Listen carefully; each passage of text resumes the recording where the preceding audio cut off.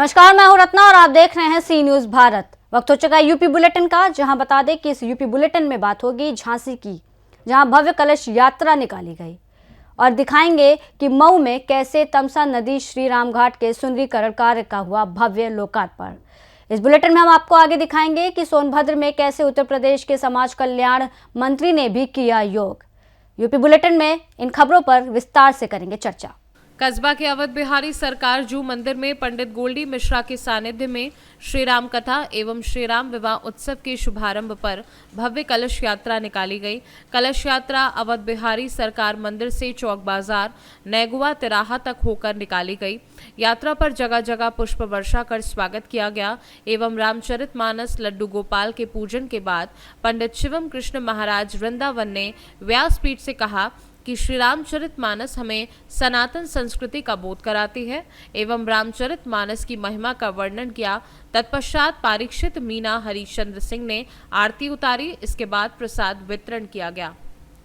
झांसी से सी न्यूज संवाददाता अंकित साहू की रिपोर्ट।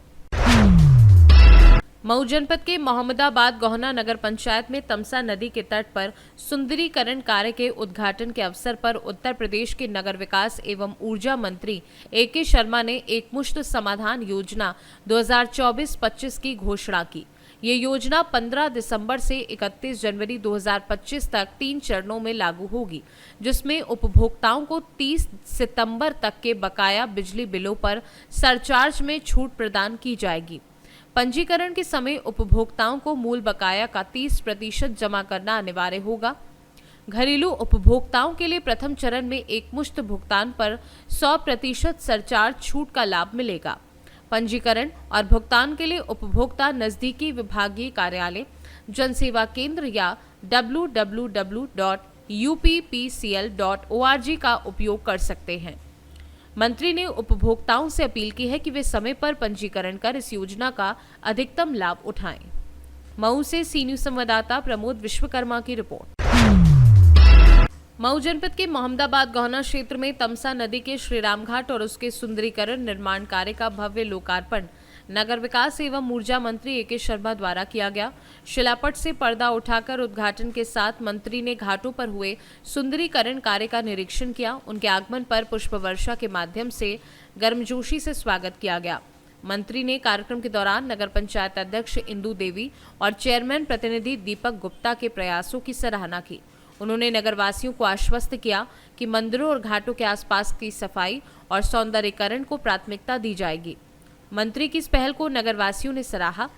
कार्यक्रम में तमसा नदी के तट पर गंगा आरती का आयोजन हुआ, जिसमें बड़ी संख्या में श्रद्धालु उपस्थित हुए। इसके साथ ही जागरण और महाप्रसाद का आयोजन किया गया, जिसमें नगरवासियों ने उत्साहपूर्वक भाग लिया। इस आयोजन ने क्षेत्र के विकास और धार्मिक आस्था को एक नई दिशा दी है। के साथ मोहम्मदाबाद गवर्नर के साथ हमारी बचपन की स्मृतियां जुड़ी हुई हैं। बचपन में जब पिताजी यहाँ नौकरी में लगे हुए थे तो हमारा कई बार यहाँ आना जाना होता था माताजी के साथ। कई बार हम लोग रुकते भी थे। यहाँ की जलेबी और यहाँ की मिठाई, यहाँ की इमरती हम लोगों ने बचपन से खाई है, अभी भी खाते रहते हैं। बहुत ही मधुर संबंध रहा है हमारा मोहम्मदाबाद गोहना से, और इसीलिए शायद माँ तामसा ने, भगवान शिव ने मुझे अवसर दिया कि हमने एक नई योजना मंदिरों के आसपास के क्षेत्र का विकास और जीर्णोद्धार, उसके लिए मैं नगर विकास मंत्री बनने के बाद पहली बार ये योजना लेकर के प्रदेश में आया, और उसमें से भी पहली योजना हमने इस मोहम्मदाबाद गवर्नर के, भगवान शिव के, माँ तामसा के तट पर घाट के निर्माण और मंदिर के चौमुखी विकास का हमने मंजूरी दिया।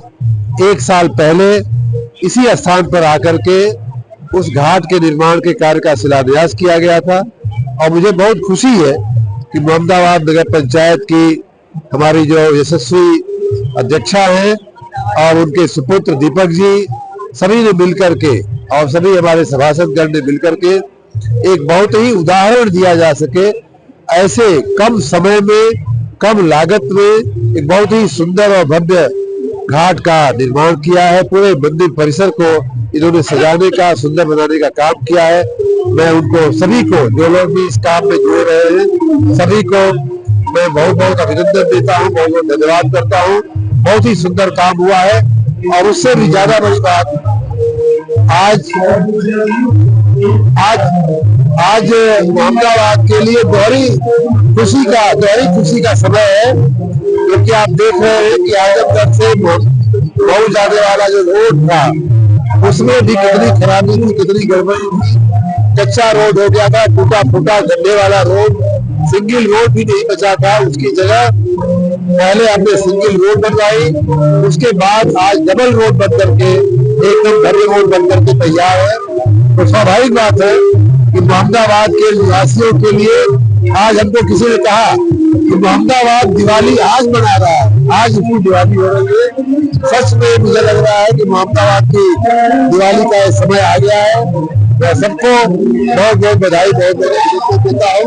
आज के इस मौके पे नगर वासी जिस उत्साह के साथ हजारों की संख्या में, गिना नहीं जा सकता, शायद जगह ये छोटी पड़ रही है, इतनी बड़ी संख्या में मोहम्मदाबाद तहसील के, मोहम्मदाबाद नगर के लोग जो यहाँ उपस्थित हुए हैं, हमारे राजनीतिक पदाधिकारीगण जो उपस्थित हुए हैं, मैं सभी को नमन करता हूँ, बहुत बहुत धन्यवाद करता हूँ। सर, ये मतलब क्या आपका बचपन से यहाँ लगाव रखी है कि ये योजना यहीं से शुरुआत की गई है? बिल्कुल, ये बात सही है। मोहम्मदाबाद से हमारा लगाव रहा है और मुझे जहाँ तक याद है कि वंदन योजना जो हम लेकर के आए, उसकी पहली प्रोजेक्ट ये थी और बन करके तैयार है। आप सभी के चरणों में, जनता के चरणों में, लोगों के चरणों में आज इसका अर्पण किया गया है।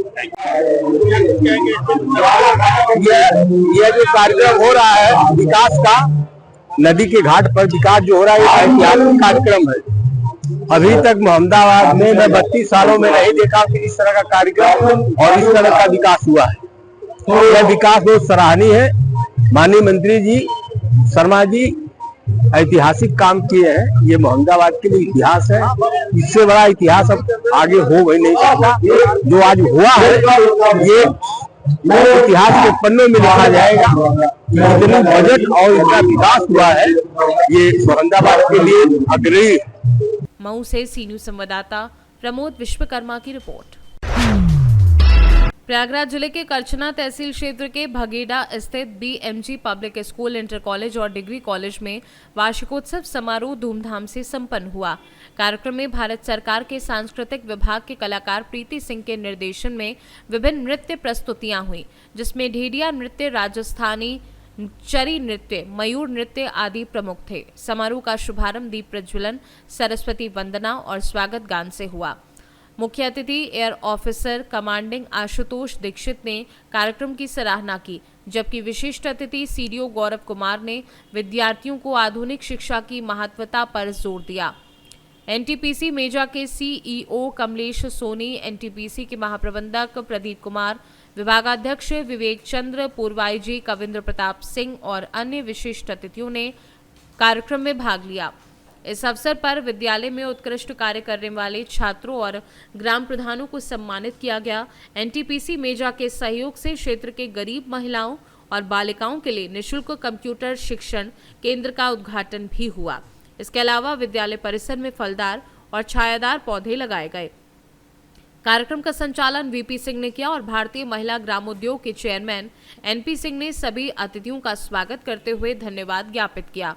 महाविद्यालय के प्राचार्य डॉक्टर सत्यप्रकाश शुक्ल, व्यवस्थापक धर्मेंद्र सिंह और रणविजय सिंह ने आभार व्यक्त किया। इस मौके पर पूर्व ब्लॉक प्रमुख विजय राज सिंह राजू, एडीओ पंचायत राम शिरोमणि तिवारी और अन्य गणमान्य व्यक्ति भी उपस्थित रहे। किस तरीके का वार्षिक कार्यक्रम था जो कंप्यूटर सेंटर का उद्घाटन किया गया, कौन कौन शामिल हुआ था, क्या? जी, मैं NP Singh, chairman BMG group of institution. हमारे यहाँ हर वर्ष की भांति इस वर्ष भी वार्षिकोत्सव कार्यक्रम का आयोजन किया गया। हमेशा मेरा प्रयास रहता है कि हर वर्ग के, हर ग्रुप के अधिकारी आए और ग्रामीण क्षेत्र में जो हम लोग प्रयास कर रहे हैं उसको देखें और हम लोगों की जो वो मदद कर सकते हैं वो लोग करें और हम लोग प्रोत्साहित हों उससे।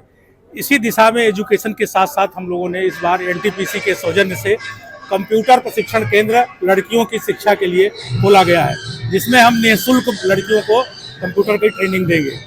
इसके बाद हम एनएसआईसी राष्ट्रीय लघु उद्योग निगम के द्वारा सिलाई कढ़ाई सेंटर की स्थापना करने जा रहे हैं, जो महिलाओं को निःशुल्क सिलाई कढ़ाई सिखाई जाएगी। इस कड़ी में हमारा प्रयास रहता है कि हम शिक्षा के साथ साथ स्वरोजगार पे ध्यान दें, क्योंकि स्वरोजगार अगर आपकी इनकम अच्छी रहेगी तो आप हर तरह से प्रसन्न रहेंगे, हर तरह से उन्नत करेंगे, हर तरह से माहौल अच्छा रहेगा। तो हमारा प्रयास इसलिए यहाँ इतनी सुदूर ग्रामीण क्षेत्र में ये रहता है कि अच्छी से अच्छी शिक्षा दें, अच्छा से अच्छा प्रशिक्षण दें और आय में वृद्धि का स्रोत खड़ा करें। इसी दिशा में हमने किसानों के लिए अगला 5 वर्ष किसानों की आय को बढ़ाने के लिए प्लान किया है, जिसमें हम किसानों की आय को एनिमल हस्बेंड्री के थ्रू मेडिसिनल प्लांट लगा करके उनकी आय में वृद्धि करने का प्रयास करेंगे। ये हमारे संस्थान का सार्थक प्रयास हमेशा रहा। देखिए, आज के ज़माने में कंप्यूटर शिक्षा का महत्व तो सभी जानते हैं। इस अवसर पर इतना बेहतरीन प्रांगण में जिस तरह से इस संस्था ने, बीबीजी ने यहाँ पर इस केंद्र का स्थापना की है, वो अत्यंत ही प्रशंसनीय है।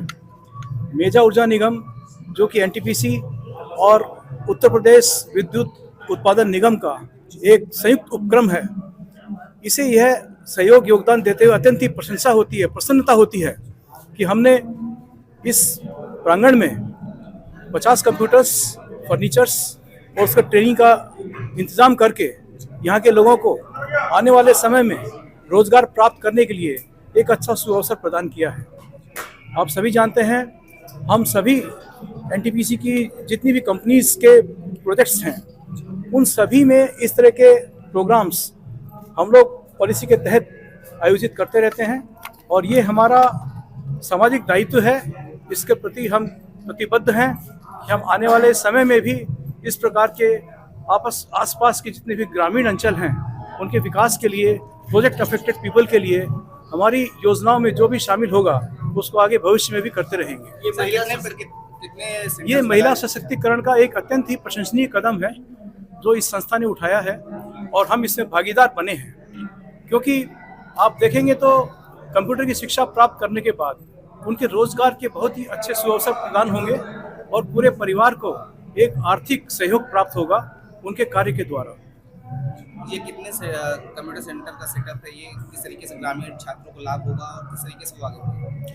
देखिए, ये संस्था जो है इसमें ट्रेनिंग के साथ साथ 50 कंप्यूटर्स और फर्नीचर्स, ये सारा एक जगह एक छत के नीचे आने से यहाँ पे बहुत विभिन्न प्रकार के लाभार्थी इसको आगे भी इस्तेमाल करते रहेंगे और हम लोग इस संस्था के साथ जुड़े हुए हैं, आगे भी जुड़े रहेंगे। आपका परिचय? कमलेश सोनी, मेजा ऊर्जा निगम, चीफ एग्जीक्यूटिव ऑफिसर। प्रयागराज से सी न्यूज संवाददाता मंगला प्रसाद पटेल की रिपोर्ट। सोनभद्र जिले के ओबरा नगर के क्लब नंबर 4 में धन्वंतरी पतंजलि योग संस्थान ने अपने द्वितीय स्थापना दिवस पर ऐतिहासिक योग महोत्सव का आयोजन किया। इस महायोग कार्यक्रम में राष्ट्रीय स्तर की प्रतियोगिता भी आयोजित की गई, जिसमें देश भर के विभिन्न राज्यों से हजारों प्रतिभागियों ने भाग लिया।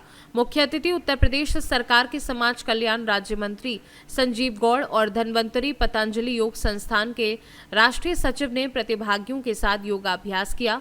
योग गुरु आचार्य अजय कुमार पाठक के नेतृत्व में हजारों योग प्रेमियों ने योगाभ्यास किया और करतब दिखाए।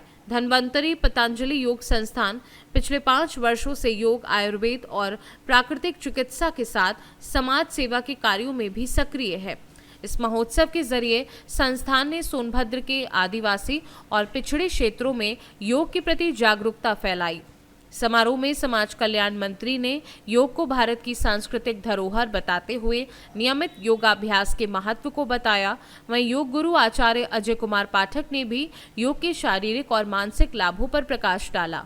इस जनपद में योग जैसा कार्यक्रम आपने जिस प्रकार से विस्तार दिया है, एक नया आयाम दिया है, क्या कठिनाइयाँ आई, कैसे यहाँ तक सफलता आप प्राप्त की है, अब क्या कहेंगे आप? जनपद सोनभद्र जो अति आदिवासी और पिछड़ा क्षेत्र है, आज हम धन्वंतरी पतंजलि योग संस्थान की द्वितीय स्थापना दिवस पर हमारे समस्त प्रदेश के समस्त प्रभारियों का बहुत बहुत धन्यवाद, आभार।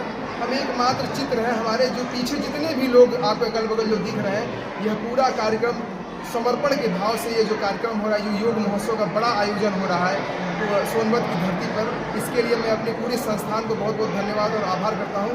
और रही कठिनाइयों की बात, चूँकि हमारा क्षेत्र काफ़ी पिछड़ा इलाका है, हम ऑनलाइन के माध्यम से भी लोगों को प्रयास करते हैं, ऑफलाइन तो हर जगह लोगों को घूम घूम करके गांव-गांव में, गली-गली में योग की क्रांति को इसलिए फैलाना चाहते हैं कि हम चाहते हैं कि हमारा देश उन्नतशील और सशक्त राष्ट्र की स्थापित करे और कोई भी व्यक्ति रोगी होकर ना मरे। अपनी उम्र अवस्था पूर्ण हो जाए वो ठीक है, लेकिन रोगी होकर ना मरे, यही संस्थान का उद्देश्य है।